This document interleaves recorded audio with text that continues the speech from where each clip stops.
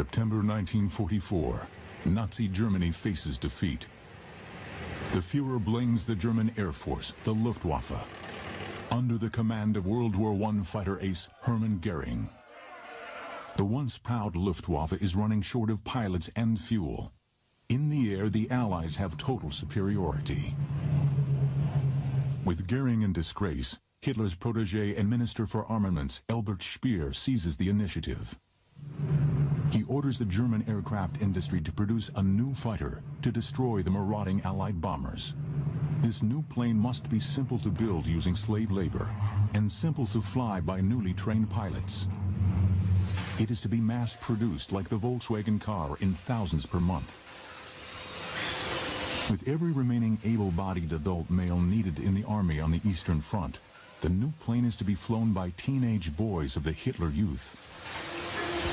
These pilots will be trained hurriedly on gliders. Because the sands of time are running out for Nazi Germany, Speer declares the new fighter must be designed, built, and put into production in the space of only 90 days. The new fighter will be called the Volksjäger, or People's Fighter.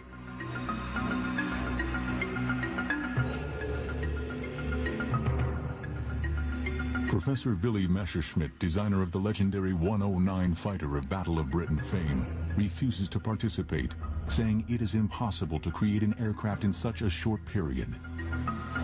But there is a German aircraft designer willing to take up the challenge. He is Messerschmitt's arch-rival, Ernst Haenkel. Ernst Haenkel was the grand old man of German aircraft. He'd been building aircraft since World War I.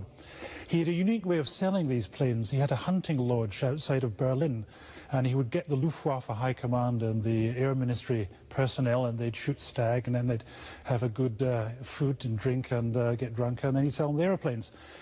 Willy Messerschmitt, almost certainly a serious Nazi, different man, an intellectual scientist. He built his aircraft as scientific implements. A number of other companies took part in the Volksjäger competition. The big Junkers company produced a design which had essentially a jet engine in a pod with two wings stuck on. It would never have been stable in flight. It was a silly project.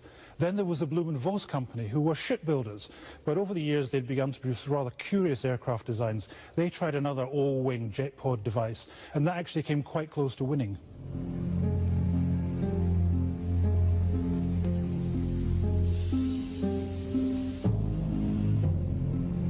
After the HE-178, Haenkel built the world's first jet fighter, the HE-280. It flies in 1941. But the Luftwaffe High Command do not see the new jet as urgent, and it is not put into production. Hitler's eyes are on a blitzkrieg attack on Russia. Propeller-driven fighters such as the Messerschmitt 109 will do for the planned short war in the East. Germany will waste a crucial 2 years before turning to jet fighters to counter Allied bombing. When later Hitler demands jet fighters to regain the initiative against Allied bombers, it is not Haenkel's project, but that of Willy Messerschmitt that is ordered into production, the shark-like Me-262. But difficulties in perfecting the revolutionary new jet engine delay the introduction of the 262 into combat till after Normandy. German fighter ace and head of all fighter forces is Adolf Galland. He is convinced that if only he can get enough 262s, he can destroy so many American B-17s, the Allies will call a stop to their bombing campaign.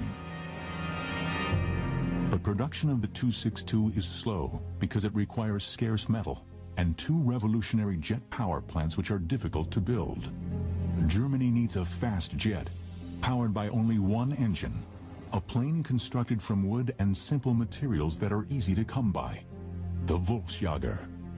The Volksjäger was built with wooden wings for simplicity and because they were short of materials, though it's got an aluminium body. You had therefore to glue the wings and the tail onto the rest of the aircraft, and unfortunately the one bit of German technology that never seemed to work even by the end of the war was the glues, and a whole series of aircraft, including the 162, tended to fall apart because the glues weren't strong enough.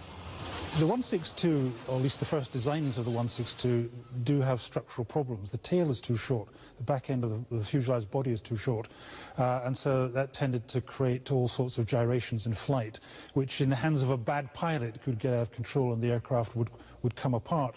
However, I think it's wrong to condemn the aircraft out of hand. If you build an aircraft so that it's totally stable in flight, then you can't dogfight with it and kill other fighters. The best fighters are unstable, and therefore what you need to add is a good pilot to make sure that you can use that instability to good effect. Galland opposes Speer's new jet fighter. He argues it cannot be built in time, and it can only be flown by experienced pilots, a commodity Germany is fast running out of. But he is not reckoned on Ernst Heinkel. Working round the clock, sleeping beside their desks, Heinkel's team design and build the first Volksjager in only 74 days. The Volksjager was powered by a single BMW 003 jet engine, positioned on the top of the aircraft. This unusual position meant that complicated and heavy ducting could be eliminated. It also meant engines could be changed quickly in the field. The body of the Volksjager was metal, but the simple wings were wooden and contained fuel tanks. Unusual for combat aircraft of the period, the HE-162 was fitted with an ejector seat for the pilot. Also rare then was the nose-wheel undercarriage. The aircraft was armed with two large 20mm cannons, with 120 rounds per gun. One shell from these weapons could disintegrate a US B-24 Liberator bomber. The Volksjager had a maximum speed of 562 miles per hour and was faster than the Me-262. Deep under the mountains of central Germany, Speer built a vast, secret underground factory complex. Buried under millions of tons of solid rock, it is safe from Allied bombing. Here will be built three Nazi wonder weapons: the V-1 cruise missile, the V-2 rocket, and the Volksjager. The first HE-162 was rolled out and flown for the first time on December 6, 1944, reaching a speed of 522 miles per hour at 20,000 feet altitude. On December 10th, it is displayed to the Luftwaffe High Command, with Flight Captain Peter at the controls. Tragedy occurs. The wooden wing disintegrates and the plane crashes, killing Peter. The cause is the poor quality glue used to construct the wing. But Speer would allow nothing to stand in the way of mass-producing the Volksjager. In March 1945, the first 80 aircraft were completed. By the end of April, 200 more were ready. In May, the month the war ended, 500 Volksjager would have rolled off the assembly lines. And 1,000 per month would have been built starting June 1945. Only 6 months after the first flight. To fly these planes, training of Hitler Youth pilots began on gliders. To ease the transition to the Volksjager, Heinkel supplied a two-seater glider version, the Model S. Without its BMW turbojet, the Model S lacked the distinctive humpback appearance of the fighters. The undercarriage was fixed and not retractable. The idea behind the People's Fighter project was to train thousands of Hitler Youth to fly these things. Now that was obviously a silly idea. It's a very complicated aircraft to fly. If you're an expert, as the final pilots were, it worked. But if you had very little experience on any kind of aircraft, never mind a fast jet fighter, you would have been dead. Strange enough, one unit of Hitler Youth did become operational with the 162 in the closing weeks of the war. Unfortunately, all the records have been lost, so we don't know how they actually fared in combat. Conversion training to the Combat 162 was handled at a flight school in Vienna, headed by Heinkel's technical director, Karl Frank. The first regular Luftwaffe Volksjager fighter group, JG-1, became operational at Lech in Germany in April 1945, with 100 aircraft organized in 2 wings. It was commanded by Oberst Herbert Eilfeld. The first operational mission was flown on April 26, 1945, only days before the end of the war. Because the pilots lacked experience with the new plane, Flight Lieutenant Reichberger was shot down but escaped uninjured. On May 4, 1945, the People's Fighter drew first blood. Lieutenant Rudolf Schmidt shot down a British Royal Air Force fighter. It would be the Volksjager's only kill. World War II ended 2 days later. Well, it was tested by senior British pilots after the war, and they gave it a very good bill of health. They said it was a very stable gun platform. They said because it was small, it would have been very difficult to hit by Allied fighters. So all in all, if it had got into production in a big way and got into action in a big way, it might have caused a lot of damage. Indeed, the senior British jet pilot of the time said that it would have run rings round a British Meteor. Would the Volksjager have tipped the balance in Germany's favor if the war had gone on longer? Ernst Heinkel was already planning more advanced versions of the Volksjager. If the war had lasted into 1946, these are the planes the Allies would have faced. For extra speed, a swept-wing version was already under construction. The tail was also modified into an elegant butterfly shape to improve performance. With a new, more powerful jet engine, this HE-162 would have been a match for 1950s U.S. jets like the F-86 Sabre. Another planned version of the Volksjager was one fitted with 2 ramjets of the kind used by the V-1 cruise missile. When the V-1 was catapulted into the air at great speed, air was forced into the jet nozzle. This combined into an explosive mixture with low-grade gasoline suitable for a lawnmower. The result burned like a blowtorch. Fitted with 2 of these crude engines, this version of the HE-162 would have been a kind of manned V-1. It was planned as a last-ditch weapon if normal jet fuel ran out. Most exotic of all was this version of the Volksjager, with forward-swept wings. Not till the 1980s would NASA fly such a plane. But it was not to be. On May 8, 1945, the Volksjagers of JG-1 were captured by advancing British forces at their base at Lech. The combat days of the People's Fighter ended with the surrender of Nazi Germany. But we can now reveal that the HE-162 Volksjager was still to play a major part in post-war aviation history. After World War II, the French leader General de Gaulle was anxious to rebuild the French Air Force. The key was to be the Volksjager's engine, the BMW 003. The designer of this jet engine was Dr. Hermann Ostrich. As the Nazi regime collapsed, Ostrich escaped into neutral Switzerland. There he set up a company to continue his work. To disguise its origins, the company was called a French name, Atelier Technique Aéronautique Rickenbach, or ATAR. In December 1945, General de Gaulle's government paid for Ostrich and ATAR to move to France with 120 colleagues from his old BMW team. Using BMW's Volksjager jet engine technology, Ostrich quickly designed a more advanced engine. This was test run southeast of Paris in 1948. Versions of this engine were used to power early French fighters such as the Dassault Mystère and the twin-engine Voiture. By an irony of history, France supplied these aircraft to Israel during the 1950s, when American aircraft were embargoed, thus allowing the Israeli Air Force its victories over the Arabs. Ultimately, a development of Ostrich's Volksjager engine powered the famous Dassault Mirage supersonic jet fighter. The Mirage would also employ another invention of the German wartime aviation industry, the delta wing developed by Walter Lippisch. Imagine what Adolf Hitler's Luftwaffe might have done with such a powerful engine in an HE-162 with forward-swept wings for speed. It was not to be. After the largest tank battle in history at Kursk in 1943, the Red Army rolls relentlessly toward the very border of Germany. The Luftwaffe uses the famous Ju-87 as a tank buster. But by 1944, the Stuka is obsolete, too slow to evade fighters of the Red Air Force. What is needed to stop the Russian tanks is a new Stuka, powered by the revolutionary new jet propulsion. You're watching Secret Luftwaffe Aircraft of World War II on the History Channel.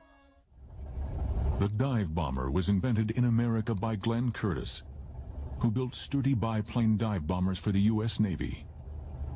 September 27, 1933, Buffalo, New York. Fate is about to play a strange hand. Visiting the Curtiss plant at Buffalo is Germany's greatest living World War I fighter ace, Ernst Uday, now a senior figure in Hitler's new Luftwaffe. Glenn Curtiss invites Uday to test flight a factory-fresh Curtiss Hawk dive bomber. Impressed, Uday cables Luftwaffe chief Erhard Milch to buy the Hawk. 2 months later, Uday will fly the first German version in front of Goering. Equally impressed by the accuracy of the Hawk's bombing, Goering orders a German equivalent, the Junkers Ju-87 Stuka. One man who is not impressed is Luftwaffe General Walter Wever. Wever wants large, long-range bombers to attack Russia, not small tactical dive bombers restricted to supporting the army. But Wever is killed in a freak air crash in 1935. With Wever gone, Milch and Uday canceled Germany's equivalent of the B-17, the so-called Ural bomber. They think dive bombing using the Stuka will be more accurate. Alone of the great powers, Germany will lack a successful heavy bomber in any numbers during World War II. Well, in the initial period of the air war, it was very effective because the Germans had complete air superiority, and the Ju-87s could be used for frontline purposes, the purposes for which they're designed. That is true, but that didn't last for very long because as the Russians gradually recovered their capability, and that is in 1942, then aircraft like the Ju-87 had a difficult time. On the other hand, the Germans, I think, were very adept because they basically altered the role of the Ju-87 and began to realize it could be used not, as I say, just in a tactical dive bombing or forward air support role, but could be used for something else, of which a very good example, of course, is Rudel's use of the Ju-87s in a tank-busting role. Poland, September 1939, and the German blitzkrieg rolls over Poland. Earlier and better days for the Luftwaffe. Success lies in using the amazing Ju-87 dive bomber. The infamous Stuka is flying artillery to clear a path for the advancing panzers. The Junkers Ju-87 Stuka dive bomber was the most famous German aircraft of World War II. Over 5,700 were built, but its slow cruising speed of only 174 miles per hour made it prey to Allied fighters as World War II progressed. Something faster was needed. In 1943, the German Air Ministry instructed the Henschel Company to begin work on a jet replacement for the Stuka, the Henschel HS-132. The HS-132 had a planned maximum speed of 485 miles per hour and a range of nearly 700 miles. It could carry a 1,000-pound bomb. Later versions would have carried 4 quick-firing cannons for tank busting. The unique feature of the HS-132 was that the pilot did not sit in a conventional cockpit. Instead, the pilot lay prone on his stomach with his head at the front of the Perspex canopy. This position allowed the pilot to withstand 10 to 12 times the force of gravity before blacking out, instead of the 5 to 6 Gs if he were sitting. The primary target for the HS-132 was the main Soviet battle tank, the T-34. A late-model T-34 had armor plate nearly 3 inches thick. Had the HS-132 been ready in time and in sufficient numbers, it might have held back the tide of Russian tanks on the Eastern Front. Especially in the hands of legendary Nazi tank buster Hans Rudel. Flying the old Ju-87, Rudel single-handedly destroyed 519 Russian tanks. The greatest Stuka pilot of all time was a man called Hans Rudel, who destroyed over 500 Russian tanks on the Eastern Front, as well as a large Russian battleship. Rudel was a fanatical devotee of Hitler. He fought to very end, indeed survived World War II, and in the closing days, Hitler wanted him to take over command of all the German jet forces. And had there developed a version of the Stuka powered by jets, then those would have been under the command of Rudel, and that would have been a very effective combination. In the dying hours of the Third Reich, Hitler proposed to put Rudel in charge of all Germany's jet fighters and bombers. But it was too late. Fortunately for the Russians, their tanks captured the HS-132 factory before the 3 completed prototypes had been flight tested. Their subsequent fate is still unknown. The Russians were very fortunate, and it was a fortunate accident in their area of occupation in Germany took in 80% of the German aircraft industries. Heinkel, Messerschmitt, Junkers. They acquired Arado aircraft. They acquired a large range of aircraft, but crucially they acquired 2 things, which was the BMW 003A engine and the Jumo 004A jet engines.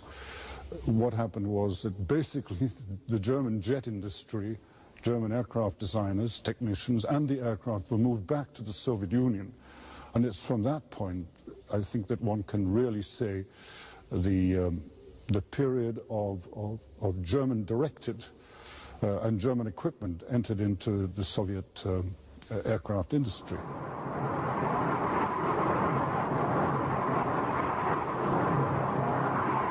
If World War II had lasted into 1946, then the early German jets commanded by Hans Rudel would have had to face Allied jets, the British Meteor and American Lockheed's Shooting Star.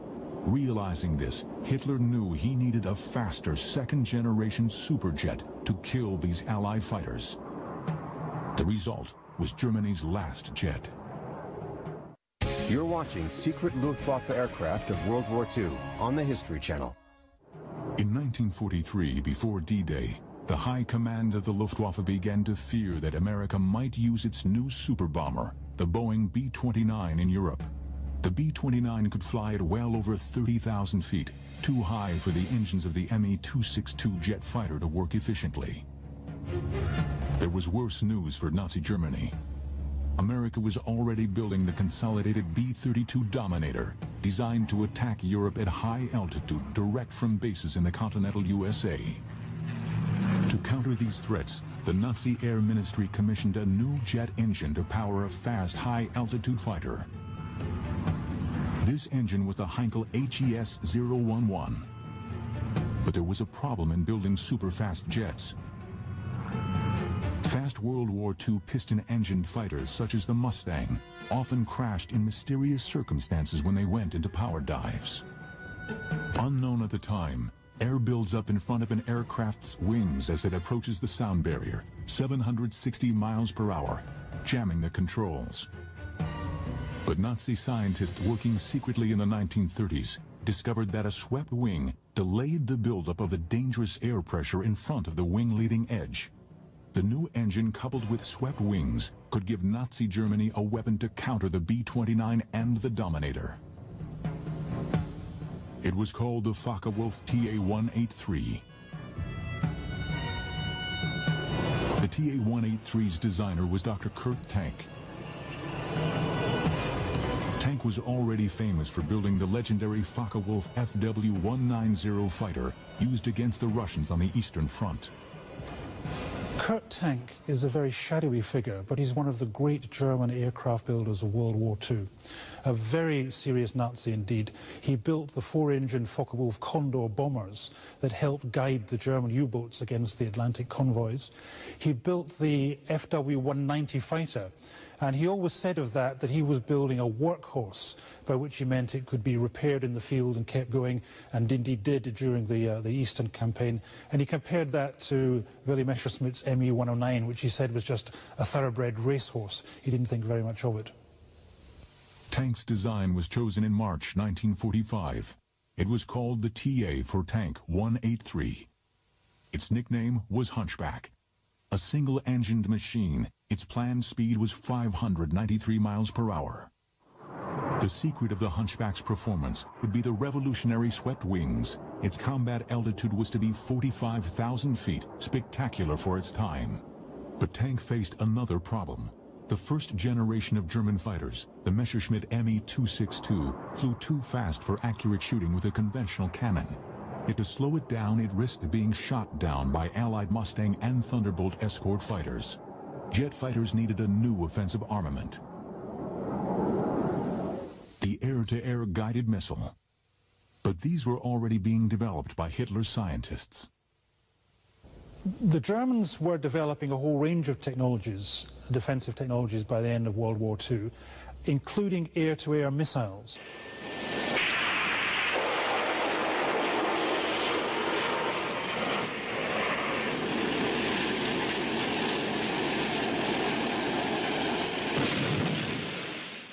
The Allies only started developing air-to-air missiles seriously at the time of the Korean War, so you're talking a 10-year lead the Germans had. They had wire-guided missiles which paid out a long wire back to the launched fighter aircraft, and the pilot of the fighter aircraft could send signals to navigate the missile directly onto its target. Another technology they used was infrared. They had a system of using a light from the bombers to trigger guns and missiles on the attacking fighters.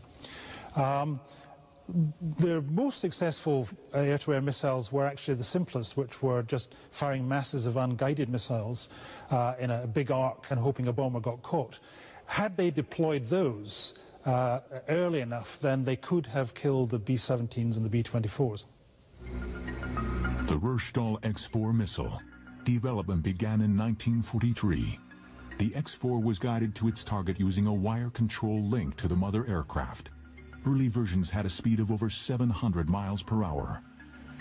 The first X-4 was successfully launched from a Focke-Wulf FW-190 on August 11, 1944. It would be the weapon of choice for the new TA-183 jet. If the war had lasted into 1946, things would have been very different. Armed with deadly X-4 air-to-air missiles, the fast TA-183s could have downed high-flying U.S. bombers, including B-32 Dominators, carrying atom bombs on strikes from U.S. bases. But the TA-183 was ordered into production in March 1945, only 2 months before the collapse of Nazi Germany. It never flew. At least not then. Kurt Tank and Germany's leading fighter pilot, Adolf Galland, took a whole series of German aircraft engineers and Luftwaffe officers to Argentina and essentially recreated the Luftwaffe there. Kurt Tank set up an aircraft industry to build jet planes, and Galland set up a jet fighter force for the Argentine Air Force. This is what would have faced and destroyed Allied B-29s in 1946. The TA-183 built in Argentina after the war for General Perón. It was rechristened the Polqui, Spanish for arrow.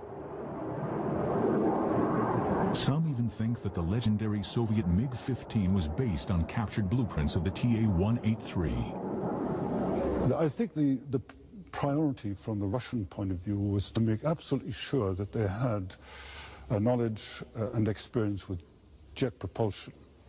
The second thing was to get it into aircraft, their aircraft, make them work, and above all have a semblance, as I say, of combat aviation capability.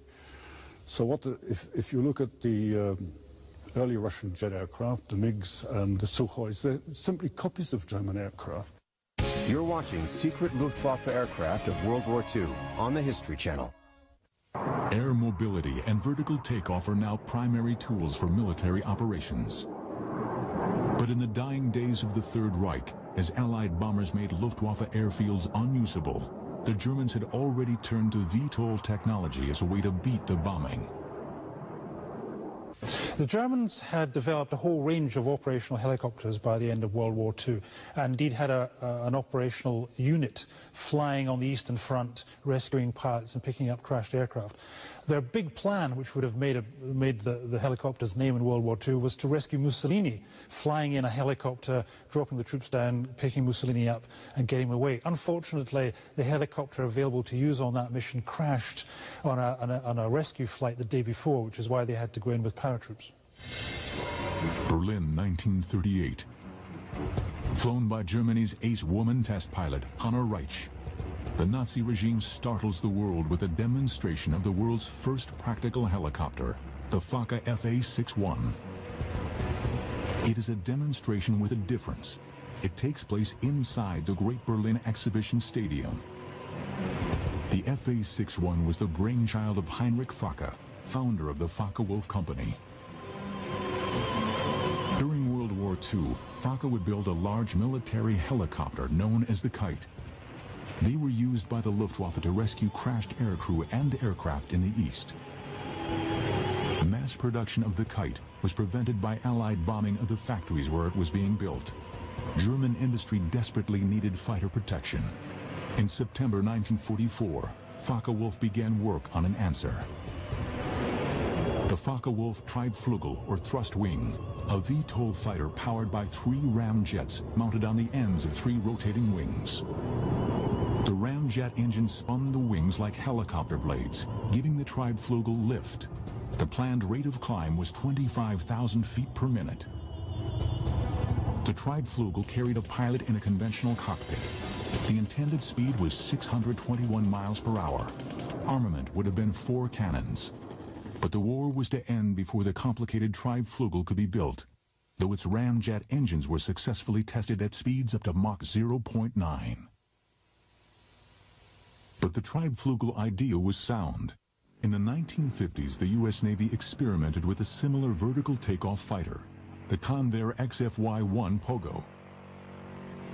Several successful flights were made by the Pogo, which had a speed of 575 miles per hour, very similar to that planned for the German aircraft. The Pogo was abandoned when tests revealed a major problem. The aircraft was extremely difficult to land because in pre-computer days, even an experienced test pilot found it difficult to tell where the ground was. In wartime conditions, with airfields under Allied attack, landing the Focke-Wulf Triebflügel safely would have been virtually impossible for the average military pilot. But Focke-Wulf were not done with the vertical takeoff fighters. This is the Focke-Wulf FW-1262 fighter bomber, built in West Germany in the late 1960s as part of a NATO competition. The early 1980s. Engineers of the Northrop Corporation pay a secret visit to the National Air and Space Museum's Silver Hill facility in Maryland. They go to examine the sole remaining example of another secret German aircraft captured at the end of World War II. But unlike the Triebflügel, this aircraft actually flew. Hidden in the Smithsonian's Garber facility is a piece of technology forgotten for 40 years. A revolutionary flying wing, and the first plane ever built with stealth, radar invisible characteristics. You're watching secret Luftwaffe aircraft of World War II on the History Channel. Late February 1945, midnight for the Third Reich. Hitler's revenge weapons, the V-1 cruise missile and von Braun's V-2 ballistic missile, have failed to destroy Allied morale. Desperate to revive his own reputation with Hitler, Hermann Goering calls a secret meeting on his personal estate at Karen Hall, 10 miles north of Berlin. To this meeting are summoned the brothers Reimar and Walter Horten, 2 young Luftwaffe officers. The Horten brothers have designed a series of revolutionary all-wing aircraft, a design that by eliminating a normal aircraft's heavy fuselage makes a plane lighter, faster, and longer ranged. The concept is successfully tested on a series of unpowered gliders. They fly beautifully. The Horten brothers then work on a jet fighter version, the HO-229. It successfully flies in late December 1944. It is flown by test pilot Erwin Ziller. The HO-9 was powered by 2 UMO-004 engines, similar to those of the Me-262. It had a maximum speed of 607 miles per hour at an altitude of 39,000 feet, faster than many post-war jets. It was armed with 4 cannons and could carry 2 2,000-pound bombs. But there was an unexpected result from this new futuristic shape. With no tail and buried jet engines, the HO-229 bounces back few radar waves. Stealth technology has been born. Only when the prototype flies and has a weak radar signature do the Horten brothers realize what they have stumbled on. The Horten has other possibilities. Goering realizes that the low-weight flying wing is the only technology left to Germany to build a bomber with a range to attack America and so force a truce in the West even at this late hour in the war. The kind of long-range bomber Germany has lacked since Uday fatally canceled the Ural bomber 10 years earlier. Nazi plans to attack New York using ordinary bombers have failed because the technology to refuel them in flight is too primitive. But a larger version of the HO-229 flying wing will be able to carry fuel long enough to fly to New York and back. Goering now gambles everything on developing such an aircraft, the Horten 18 America bomber. Its huge wings would carry fuel to fly nearly 7,000 miles at an altitude of 52,000 feet. It will be powered by 4 new Heinkel Herth HES-011 jet engines and carry a crew of 3. Maximum speed would be 528 miles per hour. Goering plans to build the HO-18 in the huge underground factories already in existence to manufacture the Me-262 jet fighter. These factories still exist as they were too huge to destroy after the war. But what kind of bomb will the America bomber carry? By 1945, dropping a few small, high-explosive bombs on New York or Washington will have little effect on the U.S. war effort. How close was Germany to delivering an atomic bomb? The man in charge of the Nazi nuclear bomb program was Werner Heisenberg. Heisenberg could have made an atomic bomb, but he and Albert Speer, the Nazi armaments minister, thought the war would be won before the weapon could be perfected, so resources were never committed on the scale of the Manhattan Project. What if the Volksjager and Focke-Wulf TA-183 had held off U.S. bombing long enough into 1945 for the huge new underground factories and synthetic oil plants to come into production? Imagine.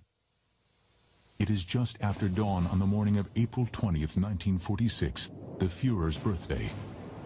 A Horten HO-18 jet bomber, a KG-200, the Luftwaffe's best bomber wing, takes off on the most important mission of World War II. It is piloted by the Luftwaffe's best bomber pilot, KG-200's commander Werner Baumbach. Baumbach has long advocated airstrikes against the Panama Canal and New York, using one-way flights by conventional bombers whose pilots would bail out and be rescued by U-boats. He spent a lot of the war trying to persuade Goering to bomb New York. And one of the interesting stories about the German war effort is why they never did. Baumbach's first idea was to take Focke-Wulf Condors and fly one way to New York and Washington, bomb America, then ditch the aircraft south, probably in the Caribbean, and be picked up by U-boats. Goering took the plan to Dönitz, but Goering and Dönitz hated one another, and they fell out, and so the plan came to nothing. So Baumbach then went on trying to find ways of bombing New York, and it's interesting to speculate that if something like the Horten wing had been available, it would have given him for the first time a machine to get there and get back non-stop. Today, Baumbach's target is 3,000 miles away. The world's largest city, New York. In 1942, President Roosevelt put New York's mayor Fiorello LaGuardia in charge of America's civil defense against German bombing attacks. LaGuardia organized machine guns placed on top of high buildings in New York. But Baumbach's bomber is flying at an altitude nearly 10 miles high and is invisible to American radar. No one hears or sees it as it passes over Manhattan at 8 a.m. local time. The morning rush hour has begun. Fortunately for New York, World War II ended while the Horten 18 was still under design. The successful HO-229 jet fighter was brought to the United States in 1945, but its revolutionary potential was not realized. It lay forgotten for 40 years in the Smithsonian. Or almost forgotten. In the early 1980s, engineers from the Northrop Corporation pay a visit to the HO-229 at the National Air and Space Museum's Garber facility in Maryland. They are secretly building a stealth bomber for the U.S. Air Force. After their visit to the HO-229 prototype, Northrop engineers will design the B-2 Spirit. A design eerily similar to the Horten brothers' dream of 40 years earlier.